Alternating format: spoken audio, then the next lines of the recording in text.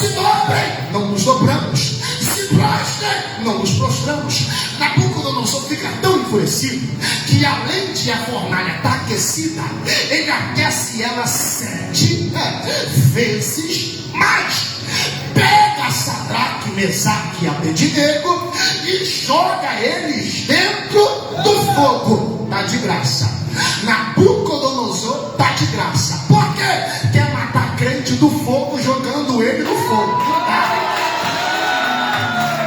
E enquanto tem muro levantado, enquanto tem altar estruturado, enquanto tem templo aberto, aparece um profeta com uma profecia na boca dizendo: a glória da última casa vai ser maior.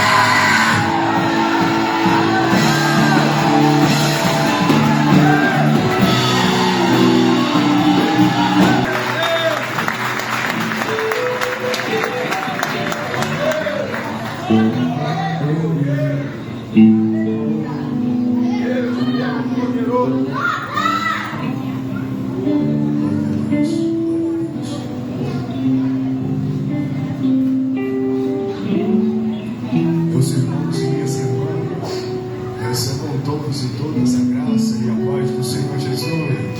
Amém! Meus irmãos e minhas irmãs, recebam todos e todas a graça e a paz do Senhor Jesus. Amém! Quantos estão felizes com o Senhor? Diga graças a Deus. Aleluia! Aproveitando que vocês estão sob os pés, por favor, Salmos, o seu número 126.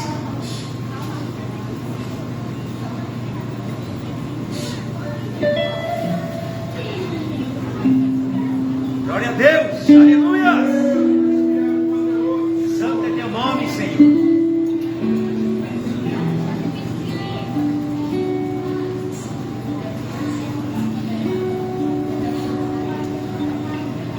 Glória a Deus. Salmos 126. Quantos encontraram, digam amém. Nos diz assim a palavra do Senhor. Quando o Senhor trouxe do cativeiro os que voltavam a Sião, estávamos como aqueles que sonham. Então a nossa boca se encheu de riso e a nossa língua de um novo cântico. Então disseram entre os gentios: grandes coisas fez o Senhor a este. Grandes coisas fez o Senhor por nós, pelas quais estamos alegres. Traze-nos outra vez, ó Senhor, do cativeiro, como as águas do rio do sul. Que aqueles que semeiam em lágrimas colherão com alegria. Que aquele que vai adiante chorando, carregando a preciosa semente, certamente voltará sem dúvida, regozijando e trazendo consigo a sua colheita. E você diz graças a Deus. Com a tua Bíblia aberta, se assente, se glorificando o nome do Senhor.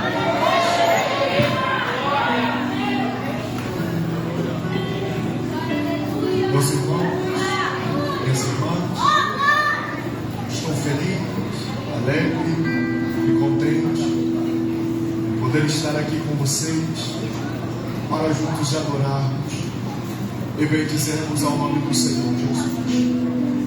Quero tributar louvores a Deus por esta oportunidade, porque se não fosse a tua infinita misericórdia, nós não estaríamos aptos a estar aqui para louvar e engrandecer o teu santo nome. Eu seja louvado pela vida do pastor Gilmar.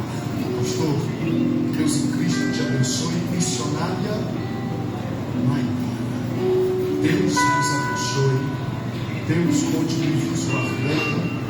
E eu gosto de profetizar por onde eu passo sobre a vida das lideranças estratégias de guerra, estratégias de combate, estratégias de luta, para que o nome do Senhor possa continuar sendo glorificado e adorado sobre o ministério que Deus confiou sobre a mão de vocês.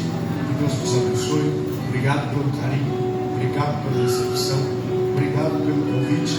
Receba o abraço da minha casa, da minha família, em nome de Jesus. Deus seja louvado pelos obreiros, pelas obreiras. Deus te abençoe, varão. Isso é top, isso é 10. Deus te abençoe. E a toda a igreja. Deus abençoe vocês. Está tudo muito lindo. Está tudo muito bem feito. Eu gostei dessa camisa aí. Essa camisa de gavião. Eu sou corintiano, né? Então, já gosto de ficar. Glória a Deus. Mas que Deus abençoe vocês. Tá bom? E eu quero profetizar. Posso profetizar? Que no próximo aniversário dessa igreja terá um dobro de membros assentados nessa.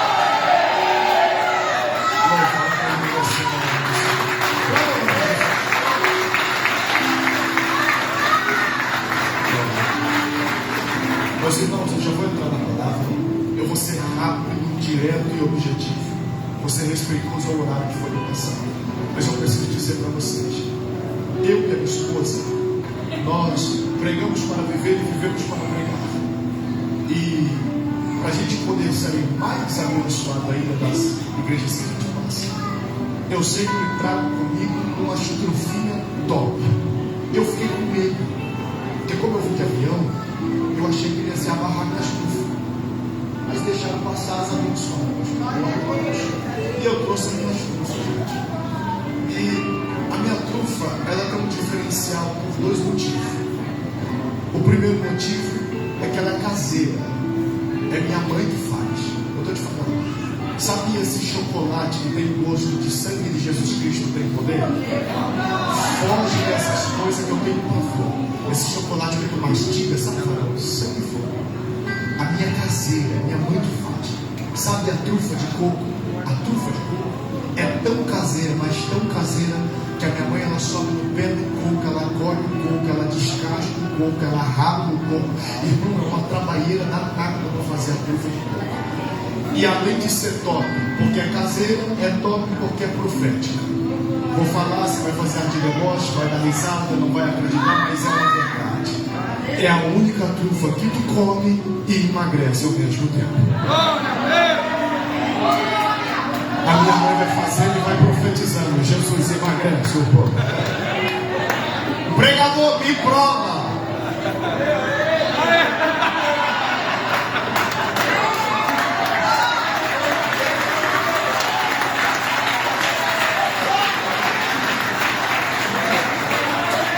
Vamos vender o produto e tem propaganda para divulgar.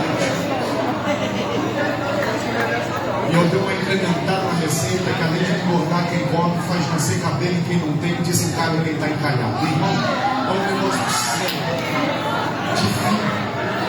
Desencalha só depois dos 18 anos, viu? Em nome de Jesus. Glória a Deus. Amém? Amém. Se vocês sentirem no coração querer abençoar a nossa casa, a minha família, eu não sei onde votaram, pode que votaram fora, passe lá, pega uma trufa, me dê um abraço. Você vai sair abençoado, minha família vai sair abençoada, e o nome do Senhor vai ser glorificado. Amém? Se você quer ouvir a palavra, diga: eu amo a palavra. Meus irmãos, minhas irmãs, eu quero ser fiel a Deus. Aquilo que o Senhor colocou no meu coração para este encerramento de festividade. E pela viagem cansativa de hoje, quando eu cheguei no hotel, o Senhor falou comigo e me deu clareza a esse texto. Porém, antes de nós compreendermos o texto para qual nós demos, primeiro nós temos que compreender o significado do livro Salmos. Tenho certeza que aqui existem pessoas conhecedoras da palavra do Senhor, e você tem um entendimento de que o livro dos Salmos ele é diferente de todos os outros livros, pelo fato de que Salmos é um livro por ser um inário, um livro que compõe canções ao Senhor. Percebi que aqui existem músicos, cantores, e você vai concordar com o que eu vou dizer agora, que antes de nós queremos compreender qualquer letra de canção, primeiro nós temos que compreender o sentimento de quem a escreve, porque as canções são letras tiradas das emoções do coração. Isso me mostra que as canções transmitem sentimentos, transmitem emoções.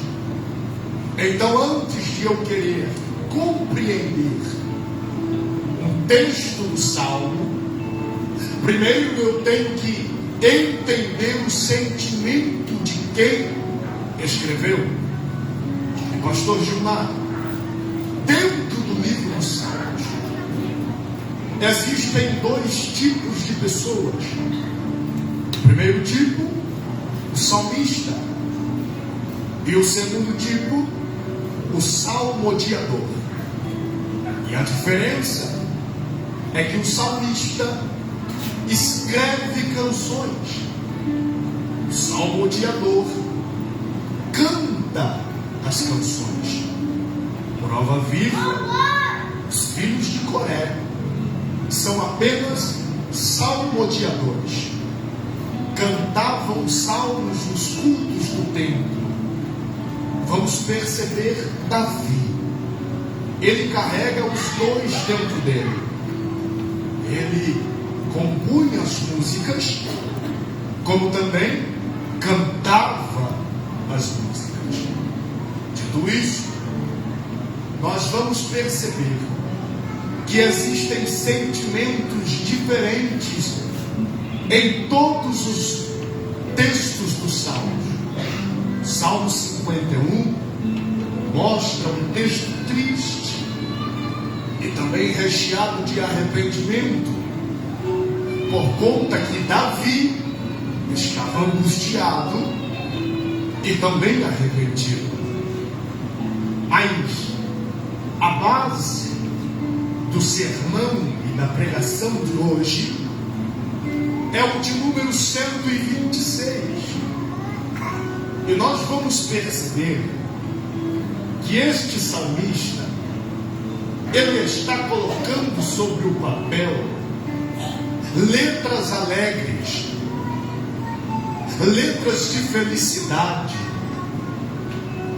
letras de gratidão ao Senhor. Por que, pregador? Pelo fato de que dentro do Salmo 126 eles estão vivendo um triunfo de glória. Eles estão vivendo uma mudança de cenário para melhor. O Salmo 126, olhe para cá, está relatando um período de alegria do povo, de felicidade, de vitória, porque eles estão voltando à terra de Sião. Porém, nós aqui compreendemos que por detrás de toda vitória sempre existe uma grande guerra.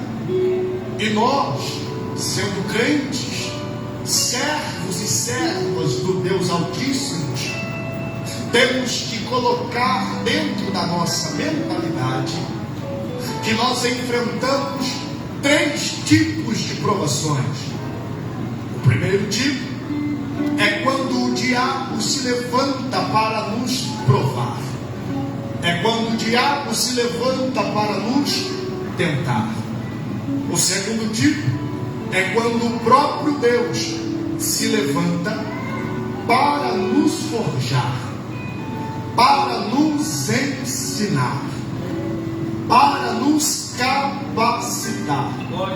E o terceiro tipo é quando nós mesmos, por atitudes próprias, por consequência dos nossos atos, entramos em cenários de luta, de deserto e de guerras. E assim como o diabo se levanta para nos parar, e Deus nos ensina no meio da provação, nós também, como conseguimos entrar na luta, temos a maturidade de entender que devemos sair dela. E por que isso, pregador? Porque antes do povo cantar o Salmo 126, eles estavam passando por um momento delicado. Eles estavam passando por um momento de choro, por um momento de lamento, por consequências da sua própria atitude. Como assim, pregador? Porque a mão de Deus sempre foi a proteção do povo no Antigo Testamento. Mas, baterista, o que nós precisamos entender é que a mão de Deus só protegia o povo enquanto o povo adorava. A mão de Deus só escondia o povo missionário enquanto o povo se mantinha na brecha. A mão de Deus só escondia o povo enquanto o povo se curvava e o adorava. Porém, quando o povo deixava de adorar, saía-se da brecha e abria-se espaço para tentações carnais, o diabo adentrava. E esse diabo adentrando ocasionava pecados. E Deus não compactua com coisas erradas. É onde a mão de Deus começa a se retirar. O povo está tão errado, o povo está tão ingrato, porque o povo ingrato é o povo de Deus. Me perdoe, mas o povo ingrato é o povo de Deus. Por que, pregador? Porque não tem falta de nada. Tudo que ele pede, Deus dá. Tudo que ele quer, ele tem. Tudo aquilo que ele clama, Deus responde. E mesmo assim ele encontra motivos para murmurar. Você já percebeu o povo no deserto? Deus tirou o povo do Egito. Estão andando no deserto. A roupa cresce junto. O sapato não gasta. Tem coluna de fogo para aquecer. Tem nuvem de dia para o refrescar. Tem água saindo da rocha. Tem pão caindo do céu.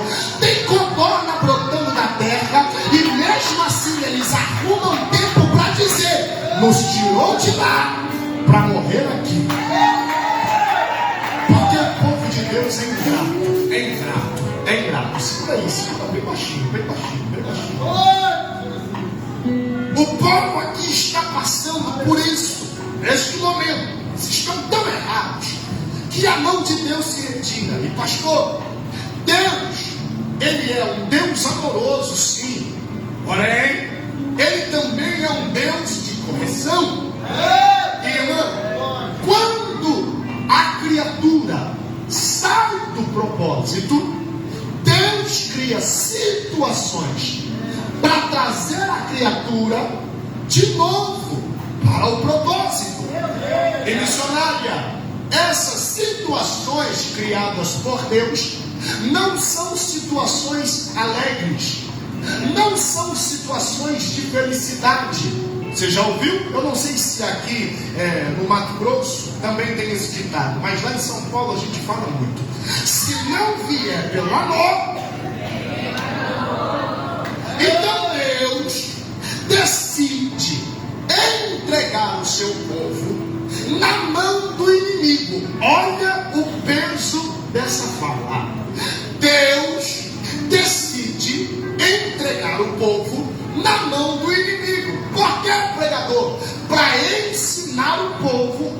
manter no propósito. Jeremias, capítulo de número 25. A Bíblia diz que Deus levanta um profeta, e o profeta se levanta no meio do povo e libera a palavra. Eu, o Senhor, entrego vocês. Olha o peso disso, pastor. Porque no Antigo Testamento, o que Deus mais amava era o povo. O que Deus mais protegia era o povo. O que Deus mais cuidava era o povo. O que Deus mais zelava era o povo. Mas agora Deus está usando o profeta para dizer: eu, o Senhor, entrego vocês, o povo, na mão dos babilônicos, o inimigo. Percebeu que Deus se entregou na mão do inimigo aquilo que ele mais amava. Para quê? Para o povo acordar. Para quê? Para o povo despertar. Para quê? Para o povo sacudir a poeira e entender que só dá para viver no centro do propósito. Só que, porém, entretanto, todavia, o povo não coloca crédito na boca do profeta. Porque profecia que é de Deus é só quando vem de mim. Profecia que é de Deus é só quando a porta vai abrir. Estávamos falando hoje. Profecia quando é de Deus, hoje, é só quando revela o CPF, não é não? Profecia hoje que é de Deus é só quando revela a placa de carro. Falou que a luta vem, faz bico. Falou que a luta chega, faz cara. Falou que a luta chega, diz que o profeta está sendo usado por todos os outros espíritos e menos por Deus. Mas você conhece muito bem o nosso Senhor. O que ele promete, ele, seja bom ou seja,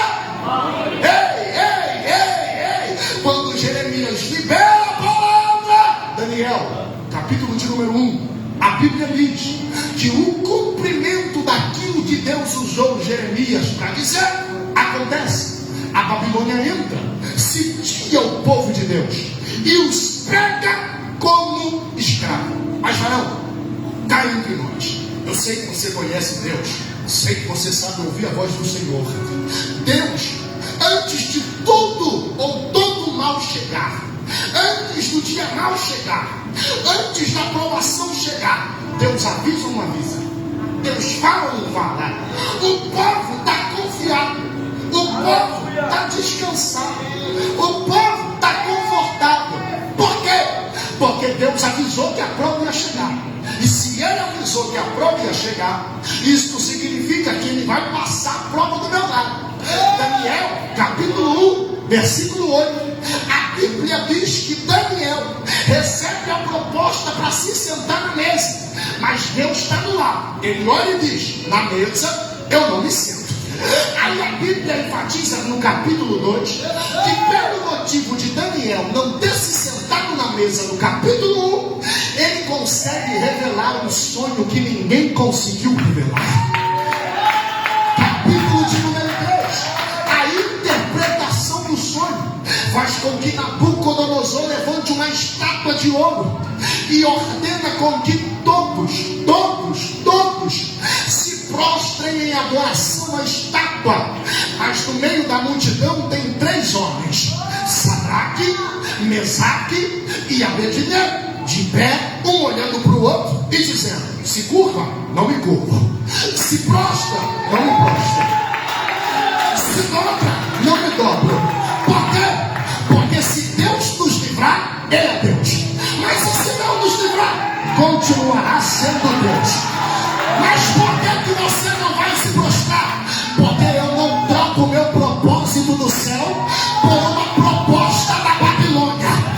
Eu me mantenho de pé, eu me mantenho fiel. Nabucodonosor fica endemoniado, manda chamar os 3, olha para os 3 e diz: se curvem, não nos curvamos; se dobrem, não nos dobramos; se prostrem, não nos prostramos. Nabucodonosor fica tão enfurecido que, além de a fornalha estar aquecida, ele aquece ela 7 vezes mais. Pega Sadraque, Mesaque e Abednego e joga eles dentro do fogo. Tá de graça. Nabucodonosor de graça. Por quê? Quer matar crente do fogo jogando ele no fogo. Não dá. Quer matar crente do fogo jogando ele em fornalha. Não dá. E eu, lendo Jeremias 18, percebi, pastor, que fornalha na Bíblia não é instrumento de morte. Fornalha na Bíblia é instrumento para fortificar o vaso. Pega na mão de um crente bonito, cheiroso, pentecostal. Pega na mão dele, pega na mão dela, pega na mão dele, pega na mão dela. Sacode o braço desse crente aí. Olha para ele e diga: a fornalha que não te mata te deixa mais forte. Não. Diga para ele com fé, diga para ele com fé, diga para ele com fé. A fornalha que não te mata te deixa mais forte. Por que, pregador? Porque todo mundo prega que Deus era o quarto homem. Eu fui na contramão, era o primeiro.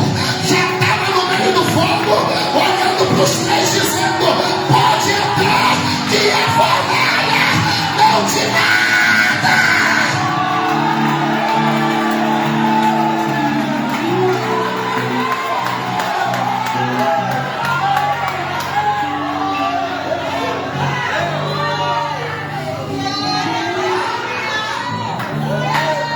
Capítulo de número 5. A Bíblia diz que Belsazar está dando uma festança. Belsazar está enchendo a cara de manguaça. Belsazar está enchendo a mente de drogas, se prostituindo, dançando, bailando, fazendo coisas que a carne deseja. Só que até aí está tranquilo. Por quê? Porque é índole de Babilônia se prostituir. Até aí está tranquilo. Por quê? Porque é índole de Babilônia se embriagar. Até aí está tranquilo. Por quê? Porque é índole de Babilônia se drogar. O problema foi que Belsazar pensou que ele era a última bolacha do pacote. Ele achou que ele era a última Coca-Cola do deserto. Missionário, ele pensou que ele era o último cuscuz do Piauí. Ele pensou que ele era o último acarajé de Salvador. Ele pensou que ele era o último tererê do Mato Grosso do Sul. Pastor, ele pensou. E o que ele fez? Pega os utensílios da casa do Senhor. Vamos beber no que é santo. Vamos nos trocar no que é santo. Vamos nos prostituir no que é santo. Eles pegaram todos os utensílios, só que não deu tempo de fazer nada. Por quê? Porque quando eles foram para fazer, desceu uma mão de glória no meio da festa.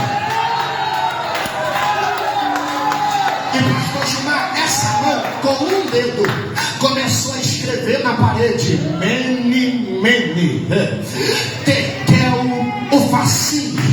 Ninguém toca no que é santo e sai impune. Ninguém mexe com o que é santo e sai impune. Eu posso liberar: se alguém mexer com a tua casa, está mexendo com Deus. Se alguém tocar no teu ministério, está tocando em Deus. Se alguém mexer na tua família, está mexendo com Deus. Porque tua casa é santa, teu ministério é santo, tua família é santa, teu emprego é santo, aonde você for é santo.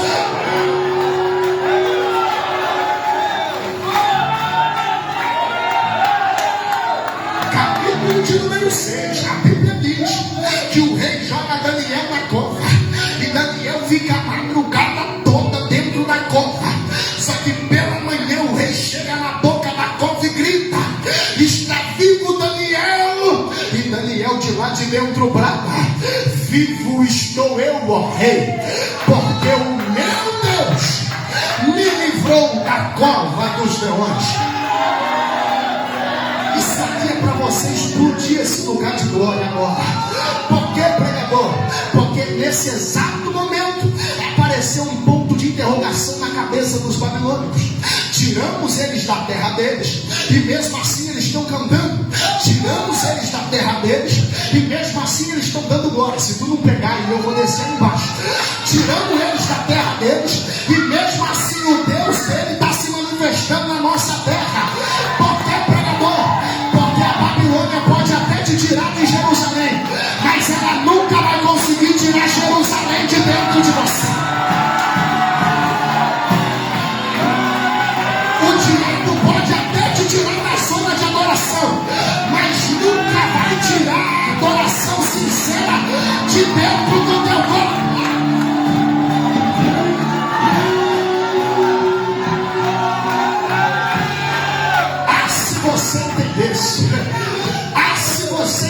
entendesse que o que você carrega faz mais estrago do que um calibre 38.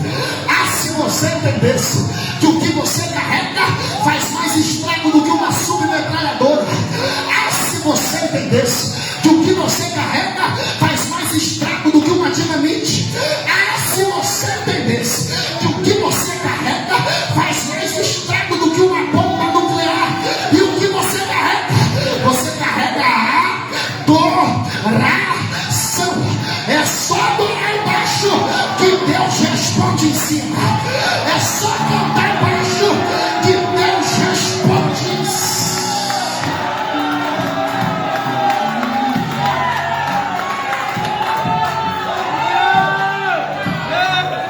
Só que existe uns tipos de pessoa. Vou gritar pra quê? Vou cantar pra quê? Vou glorificar pra quê? Vou gritar um aleluia alto pra quê? Vou borrar minha maquiagem pra quê? O que vão pensar de mim? O que vão achar de mim? Deixa eu dizer um negocinho pra você. Deixa. Eu não vou muito tempo atrás, não. Eu vou só no ano que tu não era convertido. Tu lembra? Saia da tua casa na sexta, voltava na segunda e já ia direto trabalhar. Tu lembra? As irmãs, quando não era convertido, se maquiava, passava chapinha, voltava pra casa depois com um salto na orelha e outro na mão. Voltava pra casa parecendo um panda. Os camaradas iam pra gandaia, fazia de tudo, nem voltava pra casa, ia direto pro serviço. Talvez tenha alguém aqui que estava naquela esquina entupindo o nariz de cocaína. Talvez tenha alguém aqui que antigamente vivia na porta de um bar enchendo a cara de cachaça, comprava no rádio aquela ficha para jogar no rádio aquela sinuca, cantava naquele karaokê tudo desafinado, mas cantava. Aí Jesus vai lá, te pega, te limpa, te purifica, te deixa bonitinho.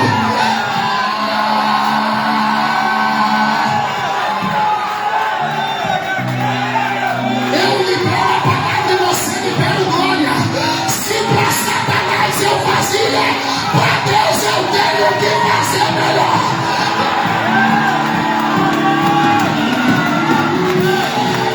Se você carrega adoração, tira o pino dessa granada, abre a boca e explode esse lugar de glória. Agora, agora, agora, agora, agora, agora.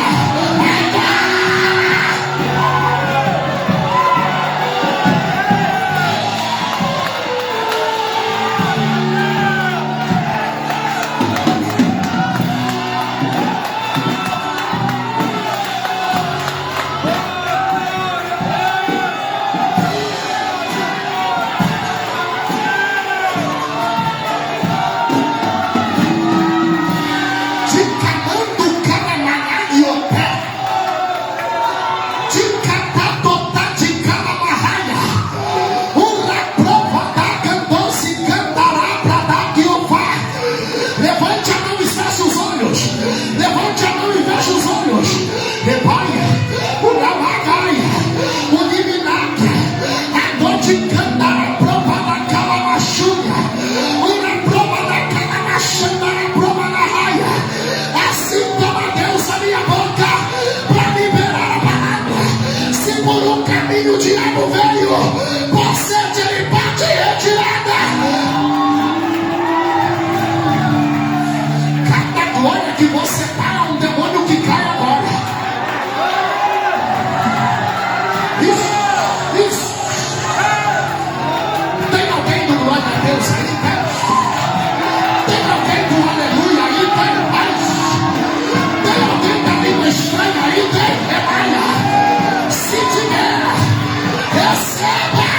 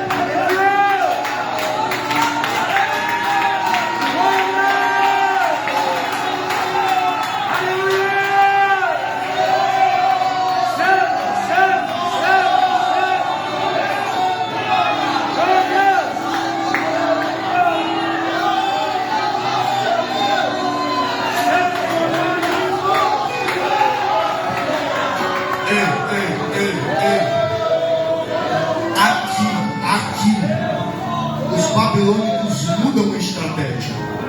E qual é a estratégia? Vamos parar de atacá-los e vamos atacar o que faz eles cantar. Vamos atacar o que motiva eles a adorar. E o que é? A terra que deixamos inteira. A terra tem seara boa. A terra tem agricultura boa. A terra tem o templo que Salomão levantou de ouro. A terra é a esperança que eles têm. Sabe o que a Babilônia faz? Entra na terra, destrói a agricultura, destrói a economia, devasta o templo que Salomão orou e a glória caiu, rouba todas as riquezas, rouba todos os ouros, derruba as muralhas, queima os portões e devasta a terra e deixa a terra debaixo de escombros, de entulhos, deixa a terra que só poeira. Amigo, aqui que era para o povo continuar a cantar, o povo para. Aqui que era para o povo continuar a adorar, o povo para. Aqui que era para o povo continuar a buscar, o povo para. Por que, pregador? Porque Deus até tinha dito que o vento iria vir, mas Ele não tinha dito nada que o vento iria levar alguma coisa. Ele até tinha dito que o terremoto ia chegar, mas Ele não tinha avisado que o terremoto ia destruir aquilo que eu demorei muito tempo para construir. E quando, pastor, eu começo a perder as coisas, igual água escorrendo nos vãos dos dedos que eu não consigo segurar, eu dobro o meu joelho, encho meus olhos de lágrima, meu coração de tristeza, levanto a minha cabeça e faço a famosa oração do porquê. Por que que o Senhor não fez nada? Por que que o Senhor não interviu? Por que que o Senhor não me ajudou? Sabe aqui? O povo para de cantar. Salmo 137. O povo da Babilônia é tão astuto que chega no povo de Sião, olha com ar de ironia e diz: canta agora, dá glória agora, entoai os hinos que cantavam em Sião agora. Sabe o que o povo de Sião fala? Não posso, porque eu pendurei a minha harpa no salgueiro. Porque quando eu perco, a primeira coisa que eu faço é deixar de executar aquilo que Deus me levantou para fazer. Perdi, não vou mais pregar. Perdi, não vou mais cantar. Perdi, não vou mais liderar. Perdi, não vou mais na regência. Perdi, não vou mais tocar um instrumento. Só que é nesse momento de perda, de choro, de tristeza, de encontros, de entulhos, que quem aparece? Jeremias.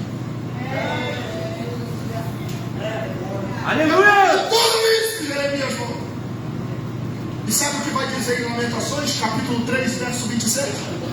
O povo está chorando, agonizando, triste, porque perdeu tudo. Aí Jeremias chega no meio do povo e diz: ei, bom é ter esperança e aguardar em silêncio a salvação do Senhor. Jeremias, mas você não sabe o que eu estou sentindo. Mas não é ter esperança. Jeremias, mas você não sabe o que eu estou passando. Mas não é ter esperança. Jeremias, mas você não sabe como é que está a minha casa. Mas não é ter esperança. Jeremias, mas eu não estou aguentando mais e nem cantar eu quero. Não precisa cantar, aguarda em silêncio.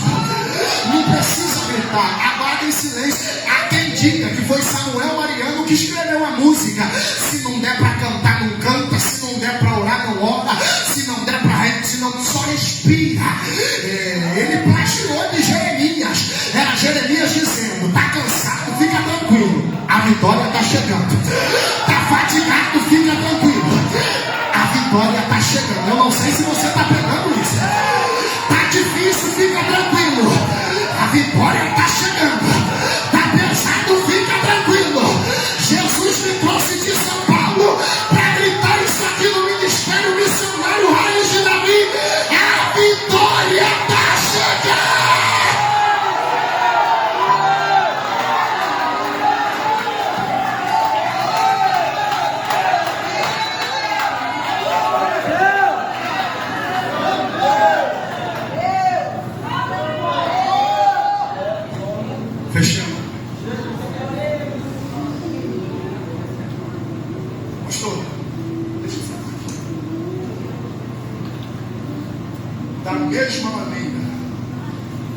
que a Babilônia fez com o povo de Deus. Deus permitiu os persas fazerem com a Babilônia. Posso repetir? Da mesma maneira que os babilônicos tocaram no povo de Deus, Deus permitiu os persas tocarem na Babilônia. E pastor, não é mais a descendência de Nabucodonosor que está no trono. Quem está sentado no trono agora é Ciro, o rei persa. E Deus, pastor, Ele mexe nos lugares que a gente não consegue mexer.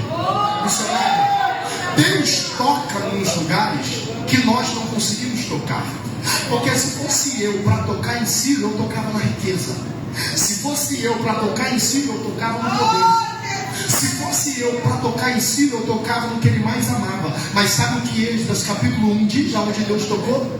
Deus veio com um toque e amoleceu o coração de Ciro.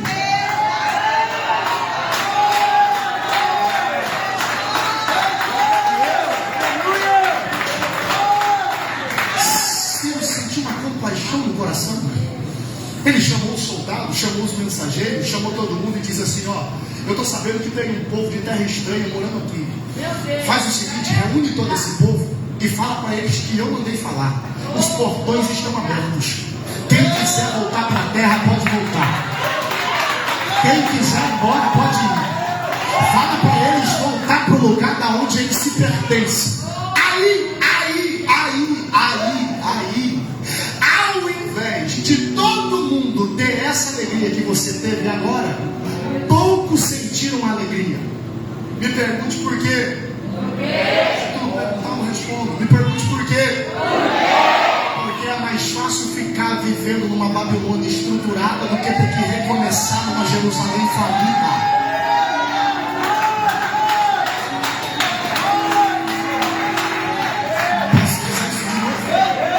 É mais fácil ficar vivendo numa Babilônia estruturada do que ter que voltar para o recomeço de uma Jerusalém falida.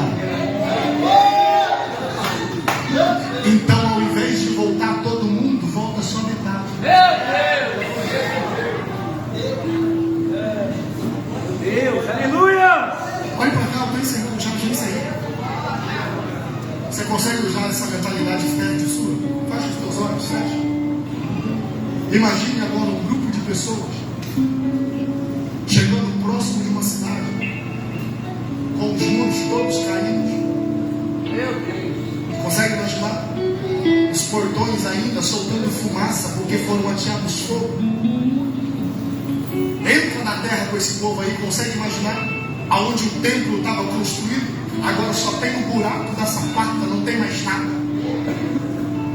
Consegue imaginar os trabalhadores agrícolas indo para o campo e vendo todas as árvores destruídas, toda a seara devastada, tudo queimado? Por acaba baixando.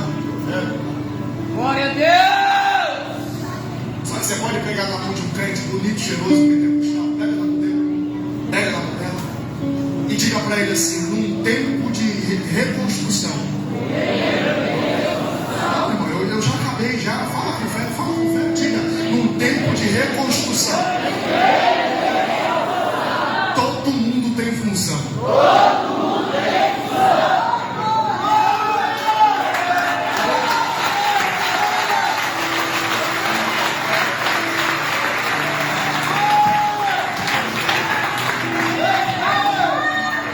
Quando eles vieram para a terra para recomeçar, eles não ficaram murmurando. Eles não ficaram tristes. Eles não ficaram depressivos, cabisbaixos. Um olhou para o outro e disse assim: bora, se a gente não fizer, não tem quem faça. Vai, pega um carrinho de mão, tu pega um carrinho de mão, tu pega uma pá, tu pega uma enxada e vamos trabalhar. Aí, pastor, enquanto tinha alguém puxando entulho, tinha alguém pegando entulho. Enquanto tinha alguém pegando entulho, tinha alguém carregando entulho para fora da cidade. Enquanto tinha alguém carregando entulho para fora da cidade, já tinha alguém vindo com a vassoura e passando para tirar poeira. Enquanto tinha alguém vindo com a vassoura passando, já tinha os agricultores indo para o campo dizendo: vamos plantar de novo. Enquanto tinha o agricultor preparando a terra, já tinha outro vindo cavando a terra. Enquanto tinha outro vindo cavando a terra,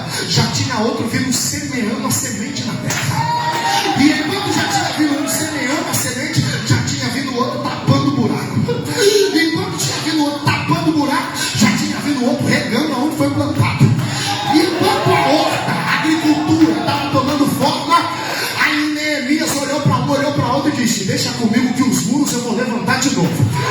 Enquanto Neemias está levantando muros, Esdras aparece e diz: se tem horta, se Neemias está levantando os muros, deixa que eu levanto o altar. Enquanto tem Neemias levantando muros, e enquanto tem Esdras levantando o altar, tem Zorobabel se levantando e dizendo: se tem proteção de muro e tem altar levantado, deixa que eu levanto o templo. E enquanto tem muro levantado, enquanto tem altar estruturado, enquanto tem templo aberto, aparece um profeta com uma profecia na boca dizendo: a glória da última casa vai ser maior.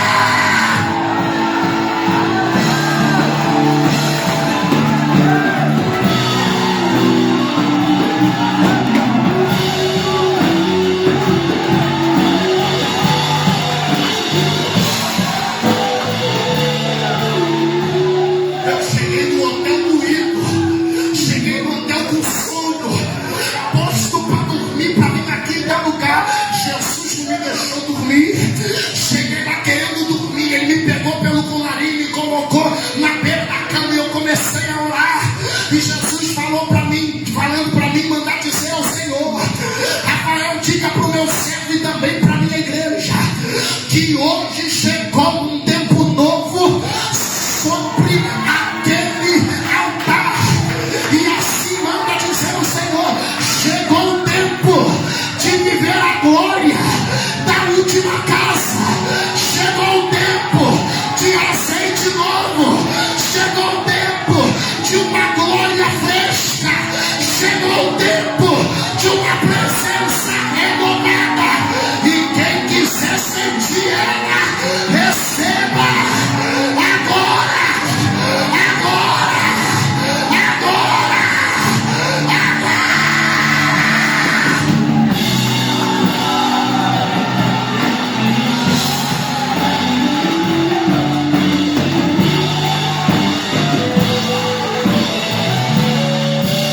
E não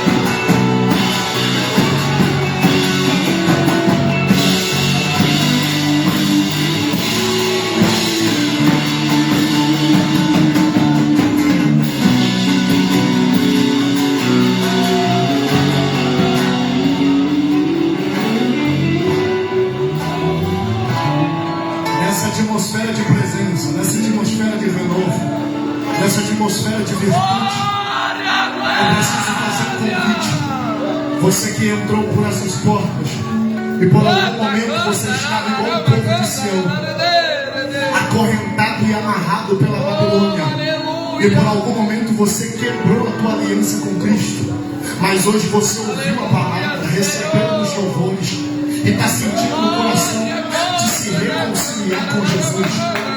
Eu vim de Taubaté, irmão, quase 1000 quilômetros para chegar aqui e fazer esse convite para você. Você que deseja se reconciliar com Cristo ou entregar a sua vida reconhecendo Ele como teu único e